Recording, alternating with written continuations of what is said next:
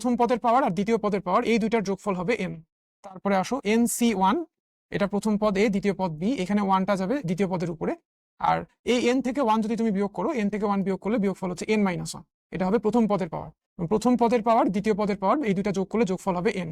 তারপরে পরের পদটা হবে হচ্ছে nc2, এটা প্রথম পদ a, দ্বিতীয় পদ b, এই 2টা যাবে দ্বিতীয় পদের উপরে। আর n থেকে 2 যদি বিয়োগ করো, n-2, এটা যাবে হচ্ছে প্রথম পদের উপরে পাওয়ার। ঠিক আছে, তাহলে তারপরের লাইনটা হবে হচ্ছে তোমার, পরের পদটা হবে nc3 a to the power n-3 into B q. এইভাবে চলতেই থাকবে। লাস্টের পদটা হবে হচ্ছে ncn a to the power a b, b এর উপরে পাওয়ার হবে n, আর n আর n বিয়োগ করলে কত হয়, n থেকে n বিয়োগ করলে হয় 0, তাহলে এর উপরে পাওয়ার হচ্ছে 0। এটা হচ্ছে তোমার।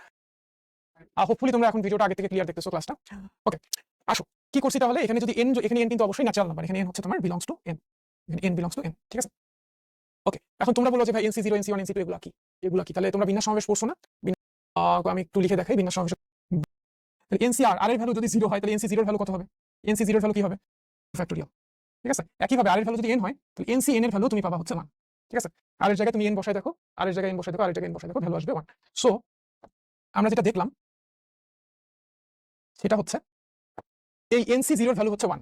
তাহলে nc0 এর ভ্যালু 1, আর b এর উপরে পাওয়ার 0, কোনো কিছুর উপরে পাওয়ার 0 থাকলে ভ্যালু হয় 1। তাহলে এই প্রথম পদটা actually a to the power n, তারপরে দ্বিতীয় পদটা হচ্ছে nc1 a to the power n-1 into b, plus nc2 a to the power n-2 into b square, plus nc3 a to the power n-3 into b cube, plus dot dot dot dot ncn এর value কত? ncn এর value হচ্ছে 1, এর উপরে 0 হলো পাওয়ার value হয় 1, তাহলে থাকতেছে শুধু b to the power n।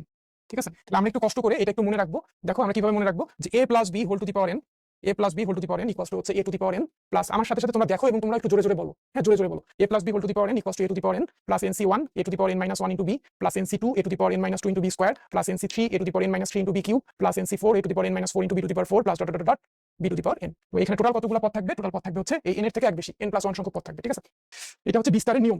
তাহলে নিয়ম তো শিখলাম, এখন নিয়ম শেখার পরে এটাকে চলো আমরা একটু বিস্তার করে ফেলি। ঠিক আছে, এটাকে আমরা একটু বিস্তার করে ফেলি। দেখো x plus twice y whole to the power 6, এটাকে বিস্তার করবো।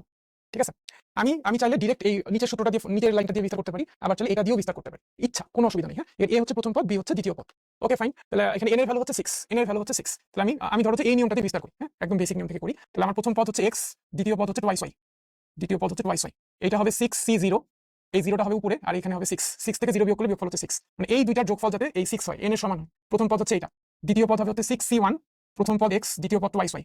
এখন এই 1টা হবে দ্বিতীয় পদের পাওয়ার, আর 6 থেকে 1 বিয়োগ করলে বিয়োগফল 5, প্রথম পদের পাওয়ার হবে 5। তো এই 5 আর 1 এর যোগফল হবে এই যে 6, n এর মানের সমান, প্লাস 6c2, প্রথম পদ হচ্ছে x, দ্বিতীয় পদ হচ্ছে টুয়াইস y, এই 2টা যাবে এখানে উপরে, আর 6 থেকে 2 বিয়োগ করলে হয় 4, প্লাস 6c3, প্রথম পদ ইনটু দ্বিতীয় পদ, দ্বিতীয় পদের পাওয়ার হবে 3, আর 6 থেকে 3 বিয়োগ করলে বিয়োগফল হচ্ছে 3। ঠিক আছে, প্রত্যেকটা পদেই এই প্রথম পদ আর দ্বিতীয় পদের পাওয়ারের যোগফল কিন্তু সবসময় 6। ঠিক আছে, তারপর একটা হবে কি তোমরাই বলো তাহলে, 6c4 x স্কয়ার, আর এটা হচ্ছে twice y to the power 4, তারপর এটা কি হবে 6c5, তারপর হবে x, প্রথম পদ, দ্বিতীয় পদ হচ্ছে টুয়াইস y, এই 5টা এখানে যাবে, আর 6 থেকে 5 বিয়োগ করলে বিয়োগফল হবে 1, আর লাস্টেরটা হবে হচ্ছে 6c6, প্রথম পদ, দ্বিতীয় পদের পাওয়ার 6, আর প্রথম পদের পাওয়ার হবে 0, 6 থেকে 6 বিয়োগ করলে হয় 0। ঠিক আছে, লিখে ফেললাম। এবং এখানে যেহেতু পাওয়ার 6, তাহলে এখানে 7টা পদ থাকবে, প্রথম পদ, 2 নাম্বার পদ, 3 নাম্বার পদ, 4 নাম্বার, 5 নাম্বার, 6 নাম্বার, 7 নাম্বার, একটা বেশি পদ আছে। ঠিক আছে, এখন এটাকে একটু ক্যালকুলেশন করতে হবে।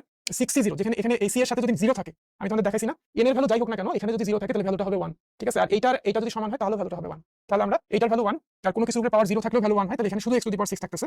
তারপরে থাকবে হচ্ছে 6c1, ক্যালকুলেটরে 6c1 এর ভ্যালু বের করবে, এটা ভ্যালুটা হবে 6, এটার ভ্যালু 6, আর এটাকে 2 দিয়ে গুণ হবে, তাহলে এটা হবে 12 x to the power 5 into y, তারপরে 6c2, আর এটাকে গুণ হবে 2 স্কয়ার দিয়ে, 2 এর উপরে কি আছে স্কয়ার, 62 এর ভ্যালু কত? ক্যালকুলেটরকে 6 চেপে তোমরা যে শিফট চাপবা, শিফটের এসির নিচে দেখবা ভাগ চিহ্ন আছে, ভাগের উপরে দেখো এনসিআর লেখা আছে। 62 এর ভ্যালু হচ্ছে 15, 15, আর 15 কে গুণ হবে কি দিয়ে? 15 কে গুণ হবে 2 স্কয়ার, 2 এর উপরে স্কয়ার 4 দিয়ে, তো এটাকে যদি 4 দিয়ে গুণ করি, তারপর 60 x to the power 4 into y square, plus 63 value কত? 63, এটার ভ্যালু হচ্ছে 20, এটাকে গুণ হবে হচ্ছে 2 কিউব দিয়ে, 2 কিউব মানে হচ্ছে 8 দিয়ে গুণ হবে, এটা হচ্ছে 160 x কিউব y কিউব। ঠিক আছে, এবার আসো 64, এই 64 এটাকে গুণ হবে তোমার 2 টু দি পাওয়ার 4 দিয়ে, 2 টু দি পাওয়ার 4 মানে হচ্ছে 16, 16 দিয়ে গুণ হবে, মানে এটা হচ্ছে 240, 240 x square y to the power 4। ঠিক আছে, এবার আসো 65, এটাকে গুণ হবে হচ্ছে 2 টু দি পাওয়ার 5 দিয়ে, 2 টু দি পাওয়ার 5 মানে 32 দিয়ে গুণ হবে, এটা হচ্ছে 192 x into y to the power 5, আর লাস্টে 66, এটার value 1, x to the power 0 এর ভ্যালু 1, এটা থাকছে 2 to the power 6 into y, 2 to the power 6 এর ভ্যালু হচ্ছে 64, আর y টু দি পাওয়ার 6, এটাই হচ্ছে আমাদের এই অঙ্কটার আনসার। ঠিক আছে, বিস্তার করে ফেললাম। এরকম ভাবে